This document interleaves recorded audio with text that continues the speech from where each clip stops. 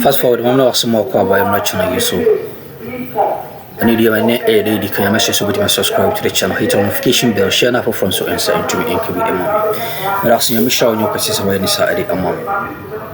You're more right. You see. Now Christopher Ameyaw Kofi Sky Trade scandal nonsense among a the born. When lawyers it me a copy or court I'll make a file my application and the sum of can say in some any in a so be and think a bear and a court cramp in Yasam a JD. Now when L came so it me a copy so a daybreak or TV3 and I watch I say a year but no more than idiot send a young man be a say your son say be or only serious party and Professor Christopher Ameyaw Kofi and Esi say ono ankasa kwanya enka omudim ne befa so no enka o hye ne ho akomfo na obansem ena papa yi ekasa at this point in time yenya abotrani mu ngwa na so ye na yehwe ne ko ani de ba o chino yeso ha population television yemi sure so wajemre e wa ha imu wa yinsim accountability. Have you monitored this $2 million SkyTrain saga? What are your preliminary thoughts on where we are now?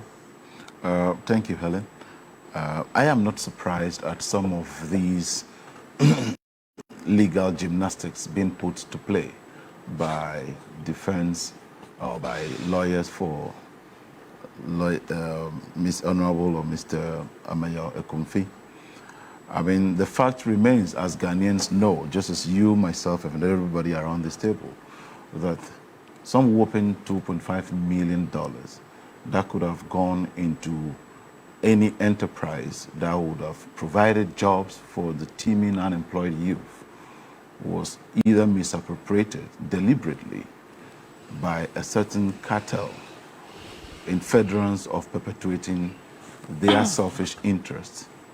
And when found out and going through the processes, these are the same people who are now trying to find some avenues to seek some refuge and to prolong the process in the name of my rights, the law, legal, what have you.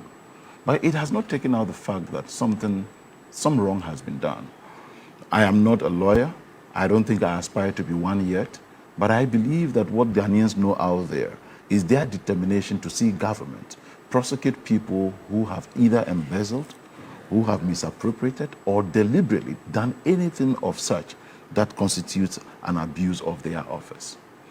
In fact, I am happy to be here today in relation to this matter. But even moving on, maybe that would be another issue to be submitted to even the Attorney General and others. Do you recall the trains that were brought in November of 2024 that crashed? There was an accident, I recall, yes. When many of us were saying that train, for instance, was a refurbished train, some naysayers rejected that. I have now laid hands even on the customs declaration of that. So we are not done with one yet. There's even this one which shows that it was a 2016 refurbished train, and it was not even brought in the name of government, but an individual or a private company. And that is another matter for another day. So are these new revelations unfolding? Even with another, also related to trains. So it appears when it comes to procurement or any government business, they're a cartel. There's a company called VAOB Group. As of last night when I even checked, by January, they had changed the name of the company, changed their address, and so many this shady has to things. Do with the train This is a different one. Yes, you can. I'll share this with you later on. And you see, so when we have individuals who are entrusted with public funds or the trust to govern or administer duties that is given them, and they have decided to throw it to the dogs and do their own things for their selfish gains. I mean, it is even embarrassing enough that the likes of Ameyaw Kofi and all others who have mentioned in this whole saga, I mean, in a serious country or in somewhere in a nation country, they would have hanged themselves by now because the shame they are bringing to their families to their children and their generations, that alone should be enough reasons for them. I'm measured in our conversation because the trial is set to begin.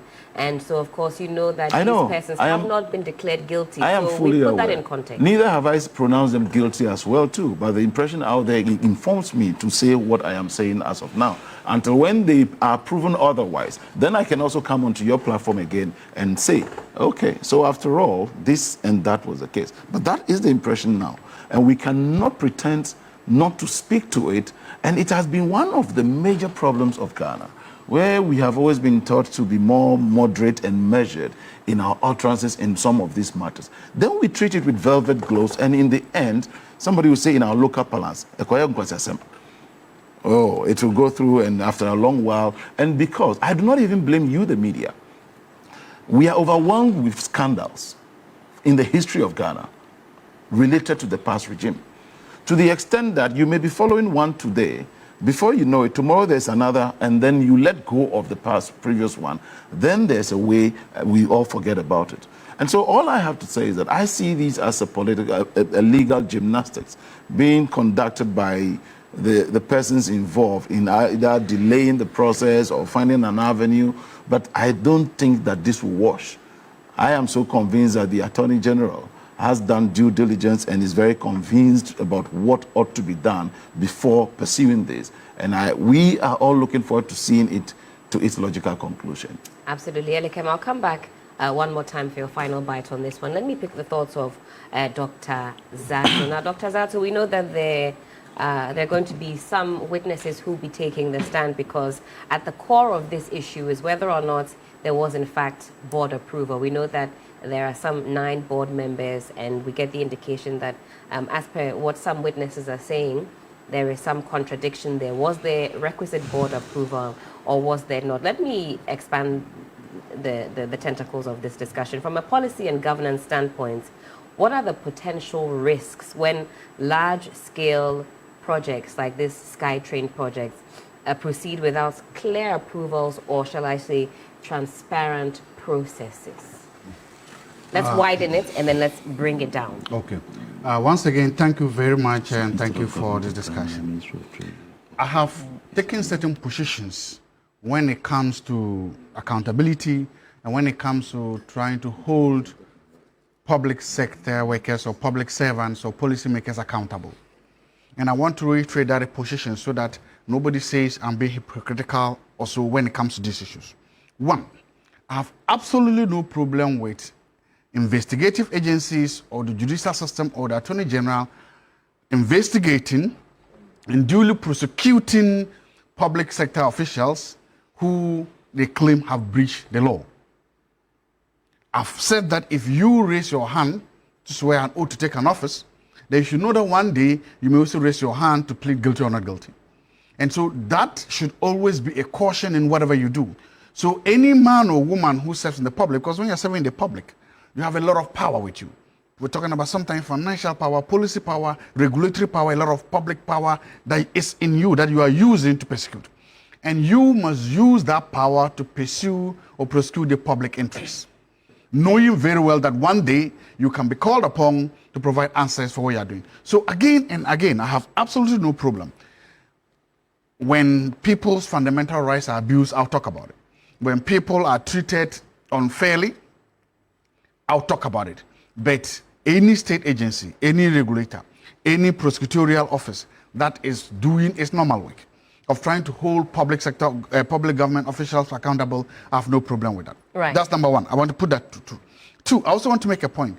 Then I come to an issue of accountability, and this is where sometimes the issue looks a little bit dicey. Okay, and I hope that you'll also answer the question that I've posed today, because I want us to also... I'll do that, baby. I just want to come from okay. I'll come today about governance of SOEs. I'll do that. Right. See, the other concern we have is that this is the AG office prosecuting people in what I call under a post-regime accountability framework.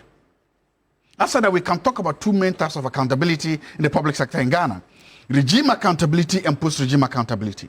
I define regime accountability as where the government And you Nti we in some horo timi course watch and on so moment was so jimre e wa hada sene so bad in dia dum be domini onu enhia mu na yensa enso mo kwanzo fufu so bra aha e population television am show say timi ejemre e wa